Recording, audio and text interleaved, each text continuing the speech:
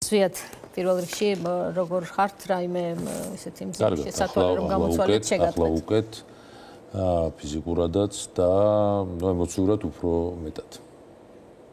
ანუ ეს ნიშნავს რომ და უფრო მეტი ბრასით. ახლა მე ვხედავ შეიძლება კადრი მარცხენა მხარეს აქ გაქვთ ჩალურჯება. აქ მოხდა თქვენთვის დაზიანება მოგადგათ მოკლედ ეს იყო რაღაცა საგნით რომელმაც გატეხა თქვენი სათვალე. არ ვიცი ეს იყო მუშტი თუ ეს იყო რაიმე საგანი რომელიც დამარტყა ერთ-ერთმა მონაწილემ ამ ჯგუფის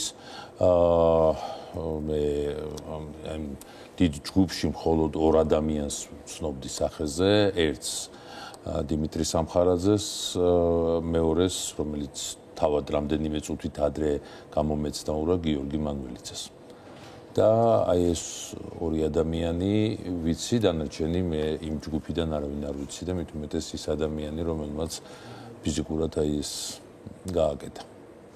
ძალიან ემოციური ალბათ რა ეს ვისაც დამართნი ალბათ მხოლოდ მას შეუძლია გაიაზროს ის მდგომარეობა რა მდგომარეობაში თქვენ აღმოჩნდით ხომ მაგრამ მაინც მინდა მიხედოთ იმისა რომ შეიძლება ამ რაღაცა ტიპის ჩვენ ვასწავლეთ იქით სტუდენტებს რომ ретრავირება ადამიანს არ უნდა გამოიწვიოს მაგრამ იქნებ შევძლოთ და აი ეს დეტალები გავიხსენოთ რომელიც თქვენ ერთხელ უკვე მოყევით მაგრამ უფრო ემოციური ნაწილი მაინტერესებს.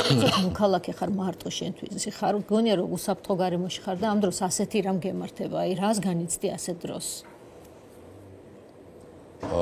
ძალიან ძნელია ახლა ამის ახსნა, იმიტომ რომ რაიმე მცდელობა რომ ყოფილიყო ჩემი მხრიდან ამ ვინმესთან კონტაქტში შესვლის, ან ვინმესთან რამის გარჩევის, ან ვინმესთან რამის მტკიცების კიდე გასაგები იქნებოდა ალბათ საზოგადოებისთვის ეს ყველაფერი, მაგრამ როდესაც აქეთ მოდიან, აქეთ აქვთ რაღაცა მცდელობა პროვოცირების და ბოლოს მოდის დეპუტატი და აპროვოცირებელ კითხვას სვამს, რომელზეც იღებს პასუხს, რომელიც მისთვის არის გამოუგნებელი, იმიტომ რომ არ ელოდა ალბათ ასეთ პასუხს, მიდის და ბოლოს გაბრაზებული ყვირისო, როგორ ჩვენ გვაგინებ კოცებს, თუ თავის თავსაც ასე მოიხსენიებს და მე ვიკითხე რა კოცებს რა შოშ. თავის თავს ასე მოიხსენიებს. კი, კოცებს. და ამის შემდეგ მოუწოდა იმ ხალხს რომ აი ეს ჩვენ გვაგინებს და ეს რაღაცა ჯგუფი შეიკრა უცბად ერთი მაგიდიდან მეორე მაგიდიდან გარედან და ხედავ რომ ხარ სასტუმროს ფოიეში მეტი არც არავინ არ არის რესეპშენშიც იქ რეგისტრატურაშიც არავინ არ ადგას და დაცვაც კი გასული იყო და უბრალოდ ჩემ შეძახილზე დაცვის ორი თანამშრომელი გამოვიდა რომელმაც რაღაცა ის მინიმალურად შეძლეს ამ ვითომ უსაფრთხოების დაცვა, იმიტომ რომ შედეგი იყო ის, რომ ერთმა ეს მოახერხა და დამარტყა და დანარჩენი იქ ძირითადად იყო ბილწიტყვაობა, იყო გინება, იყო მუქარა და გიორგი მანველიძემ რაღაც კერამიკის საყვავილი იყო და ის როლა ჩემს ის ნამდვილად კი იმიტომ რომ მე იმ მიმართულებით ვიყურებოდი ზუსტად სადაც მანველიძე იდგა ცოტა მოშორებით სამხარაძე და აი ამიტომ ვერ დავინახე მარჯვენა მხრიდან ტიპაჟიც კი არ ვიცი როგორი ადამიანი მოიპარა და დამარტყა ეს ხალხი რაღაცა ცდილობს რომ რაღაცა აქტიურული თვისებებით შეიძინოს თუ რა ხდება ეს იგი მანამდე მანველიძე მოვიდა წნარად მოგესალმად გამოგეცნაურად ნახაც 15 წუთში გესროლოთ მადლობა გადაუხადე ახალი წელი მიულოცოთ ერთმანეთს ჩამოვართვით ხელი მე იქიდან გავიგე მისი სახელი და გვარი იმიტომ რომ გამომეცნაო და ცოტა ხანში ეს სამხარაძე მოდის აგინებს ნაციონალურ მოძრაობას თქვენ ეუბნებით რომ ეს თქვენთვის ახლა განსაკუთრებული პრობლემა არ არის და არ ეწინააღმდეგებით და ამას არ უპასუხობთ და იგონებს რომ თქვენ თითქოს საპასუხოდ შეაგინეთ ხო აი ეს და ბრაზობს, იბრაზებს თავს და უხმობს ხალხს როგორც იქ შეკრებილებს, ისევე გარედანაც. ხო, ანუ იქ სადღაც 10 კაც მაინც. აქ კითხვას არც მოგონილ კითხვას მნიშვნელობა არ აქვს. ეს არის ჯგუფი და ამას ალბათ ძალიან ბევრი ადამიანიც ხედავს, ვინც ეს თავის თავზე გადაიტანა, ხო? ხედავს სხვადასხვა ადამიანს, რომელიც რეალურად ერთობლიობაში ბანდას წარმოადგენს, ხო? ის ბანდების სახით დადიან, ხო? აი ხლა როდესაც ვაანალიზებთ ჩვენ რა ვინ დაესხა თავს მაკა ჩიხლაძეს და გიორგი შეწირულს, ეს ხო ბანდაა. ჩვეულებრივი ბანდა, რომელსაც ალბათ თავისი ბანდიტი ხელმძღვანელი ყავს, ბანდის მეთაური, რომელიც ალბათ სადღაც იქვე იდგა და ის უთვალთვალებდა, როგორ იქცეოდნენ ბანდის წევრები, იმიტომ რომ დაახლოებით ასე იქცეოდა, ის ძირითადად ყვიროდა, ხო, დიმიტრი სამხარაძე იქ ძირითადად ყვიროდა და მოუწოდებდა ანგარიშსწორებისკენ და ფიზიკური შეურაცხყოფისკენ თავის აი ამ დამხარში. ეს ძალიან მნიშვნელოვანი კომპონენტი, ესე იგი, ის თვითონ არ აქტიურობდა. თვითონ ძირითადად იგინებდა, ასე ვთქვათ, ხო? ასე გამოდის. ანუ სხვებს უშვებს დანაშაულის ჩასატენა. თვითონ ხელს არ ისვრის? ვაბთ, ყოველ შემთხვევაში ასე მოიქცა ის, რა. კი. რომ მოვიდა და სავარძელს უტყამდა ფეხს, იმ სავარძელზე მე ვიჯექი, ბუნებრივია, მისი განზრახვა იყო, რომ დაერტყა ჩემთვის.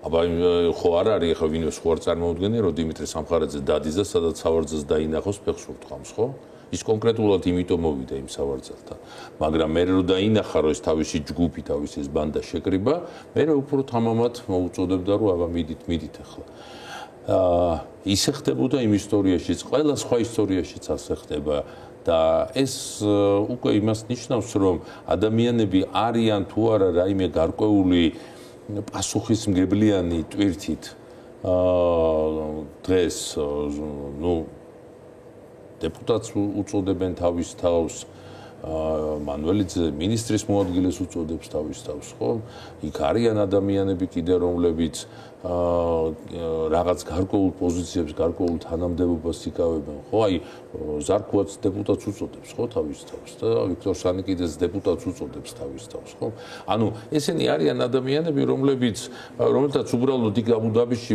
ეს ბანდა არ აღმოაჩნდა თორემ მე უკვე შინაგანი რწმენა მაქვს იმისა რომ მათ ასეთი ბანდა აქაც აქვთ საქართველოში ხავთ და როცა დადიან სადღაც დადიან ამ 8-10-12 კაციანი ბანდებით და როცა რაღაც წინააღმდეგობას იგრძნობენ ან დაინახავენ განწყობას მათთვის არასასრულოს ან შეამჩნევენ ადამიანს რომელიც მათთვის მიუღებელია იწყებენ მოქმედებას და ამ შემთხვევაში ზუსტადაც ეს მოხდა იქ ის ორივე ეპიზოდი რაც მოხდა ბათუმის შერატონში საღამოს არის ამის მაგალითი ერთი ჩემთან დაკავშირებული და მეორე გიორგი გახარიასთან დაკავშირებული. ზვიად ეხა გამოძიება უნდა უპასუხოს ეს ისეთი კითხვა, მაგრამ რახან გამოძიება არ ყავს ქვეყანაში და ჩვენ კი და თქვენ პერსონალურად ჟურნალისტური გამოძიების ძალიან ისეთი ხანგრძლივი გამოცდილება გაქვთ.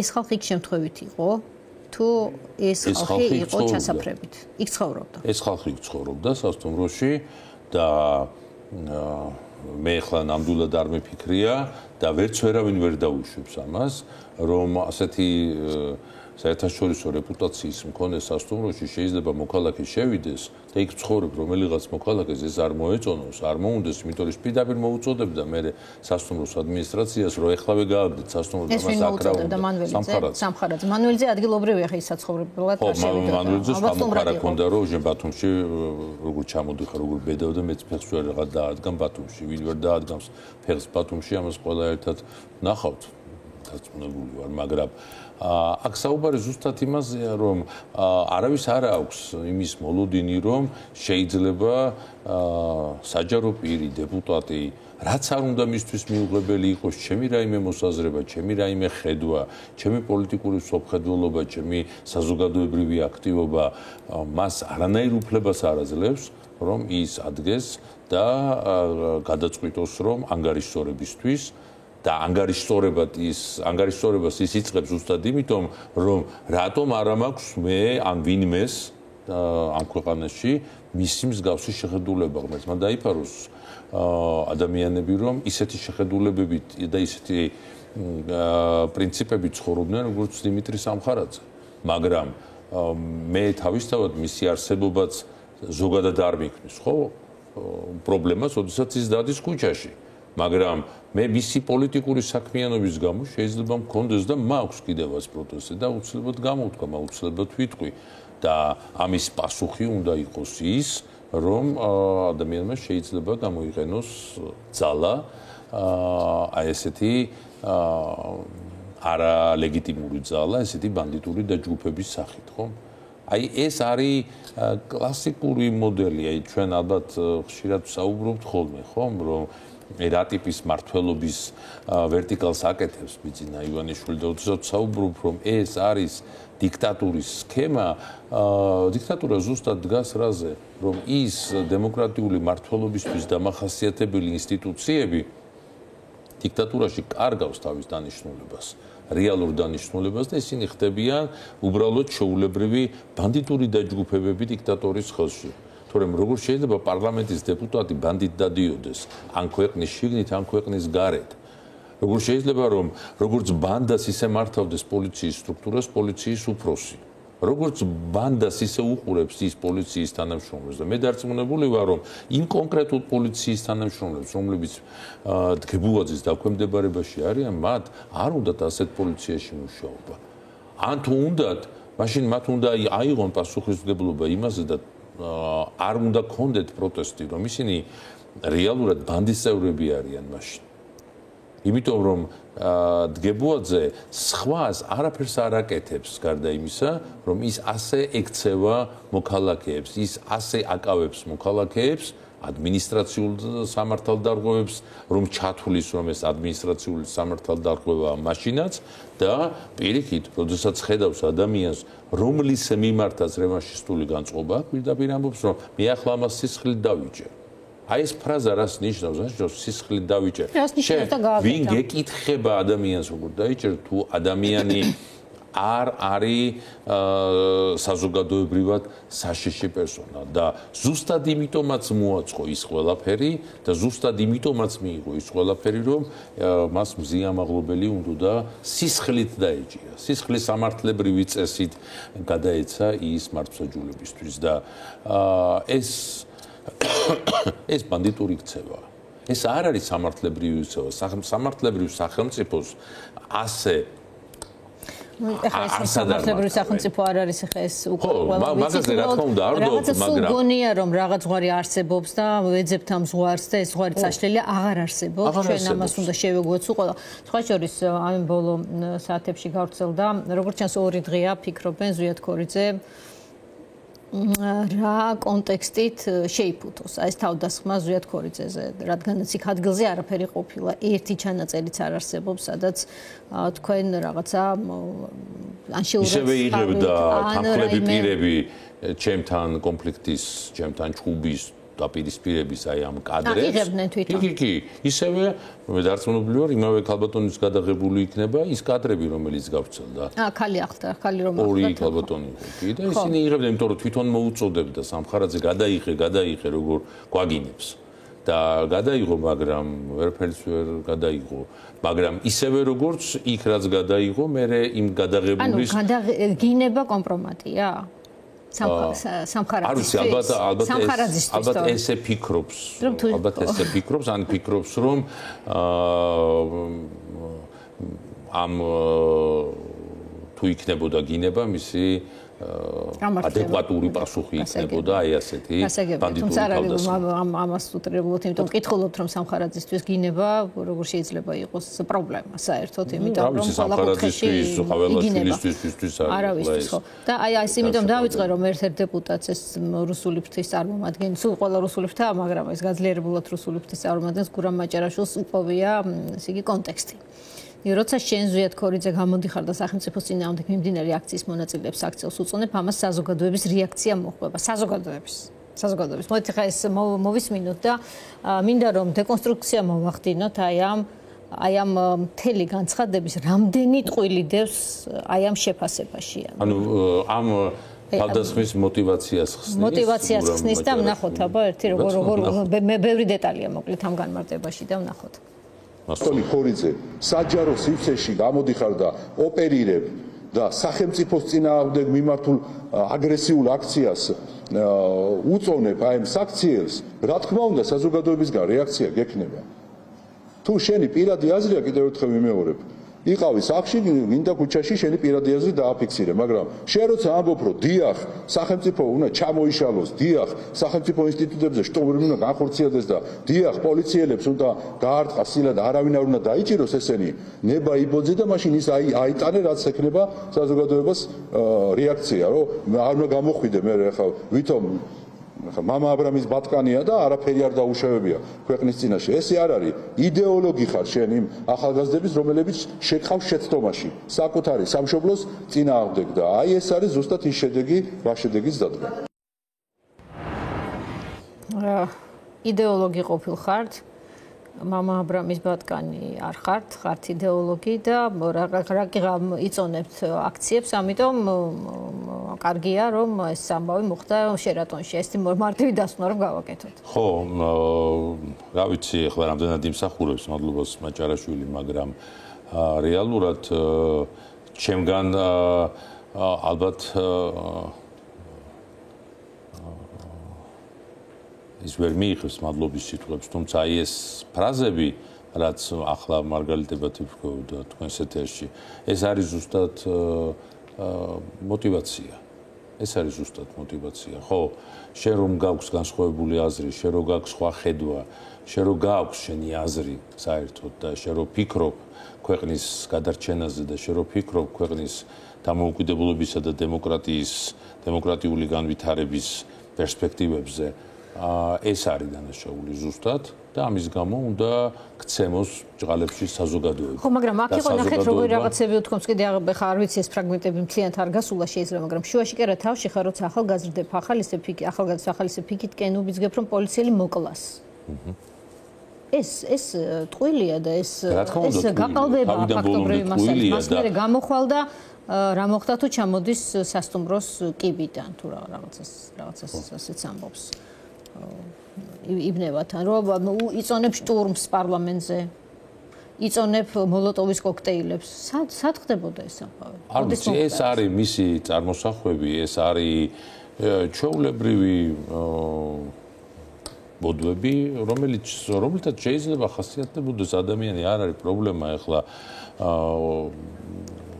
შეუძლიათ რომ აი ესეთი ხედვა გქონდეთ და მე როცა ასეთი ხედვა გექნება, მე ამართლებ იმ ძალადობრივ ქმედებასაც, ხო? ეს არის ეს პოლიტიკური გუნდი და უნდა დაინახოს საზოგადოებამ, რომ ამ პოლიტიკური გუნდის პორტფელში დღეს არის რა?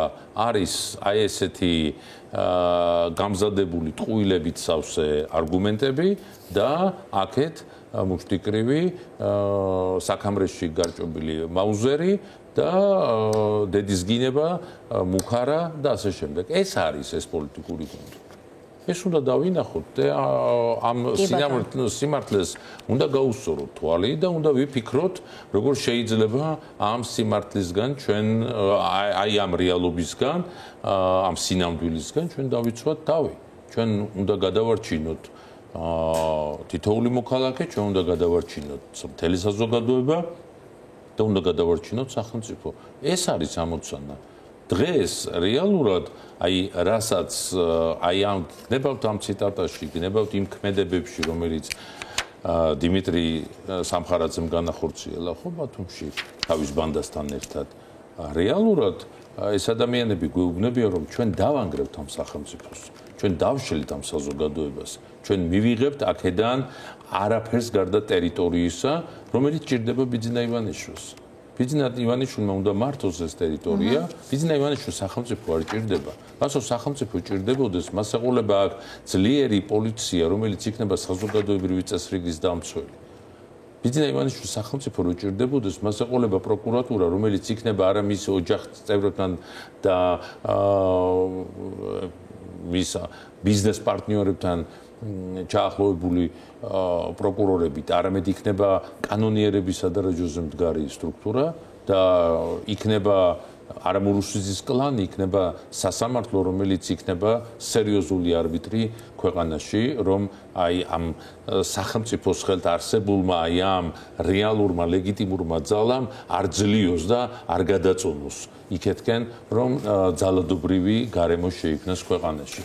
ასეთი რამ ბიძინა ივანიშვილს არ უნდა. ბიძინა ივანიშვილს უნდა რუსიძე, რომელსაც ესეთი სასამართლო ყავს, მას უნდა ისეთი პოლიცია, სადაც დგებუაძე იქნება ქალაქის პოლიციის უფროსი, მას უნდა ისეთი დეპუტატი, როგორიც არის მაჭარაშვილი, ესეთი იდეოლოგი, მას უნდა ისეთი ბანდის მეთაურები, როგორიც არის სამხარაძე, როგორიც სხვა ალბათ ის ადამიანები არიან, შეიძლება დეპუტატები, შეიძლება არა დეპუტატებიც, ვისაც ყავს ასეთი დაჯგუფებები და დადიან ქალაქში და არ ქალაქში აქ არ გულისხმობ მხოლოდ თბილისს, არ გულისხმობ მხოლოდ ბათუმს, ისინი დადიან ყველგან, დადიან მთელ ქვეყანაში და ცდილობენ, რომ საზოგადოების წევრები, თითოეული მოქალაქე მოაქციონ პრესინგის ქვეშ და უთხრან, რომ ჩვენ ეს შეგვიძლია გავუკეთოთ ნებისმიერ ადამიანს. ნებისმიერ მოქალაქეს და თუ გინდა რომ შენც ეს არ გაგიკეთონ, წადი და იყავი სახლში. კონდეს აი ხო რას ამბობს მაჭარაშვილი, ახლა მოვისმინეთ, ხო? კონდეს აზრი, მაგრამ იყავი სახლში. რას ნიშნავს რომ კონდეს აზრი და ვიყო სახლში? ანუ მე ის აზრი არ შეიძლება გაუზიარო ვიღაცას? მე იმ აზრზე არ შეიძლება ვიკამათო ვიღაცასთან?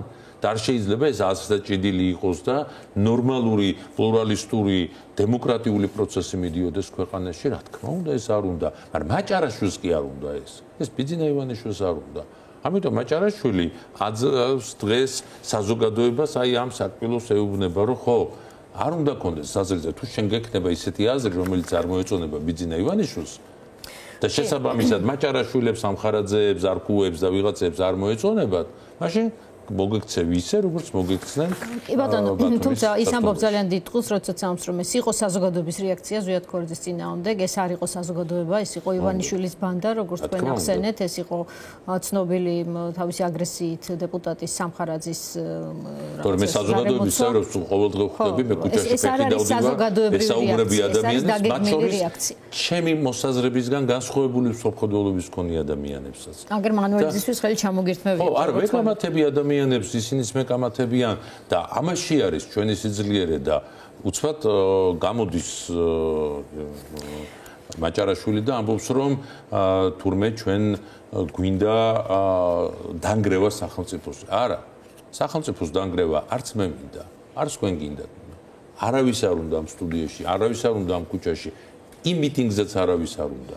არავის არ უნდა სახელმწიფოს დანგრევა. პირიქით, დღეს მთელი საპროტესტო ტალღა ქვეყანაში არის იმის გამო, რომ სახელმწიფო გადავარჩიტოთ. დღეს ეს დგას პრობლემად და მაჭარაშვილი რა თქმა უნდა ანგრევს ამ სახელმწიფოს.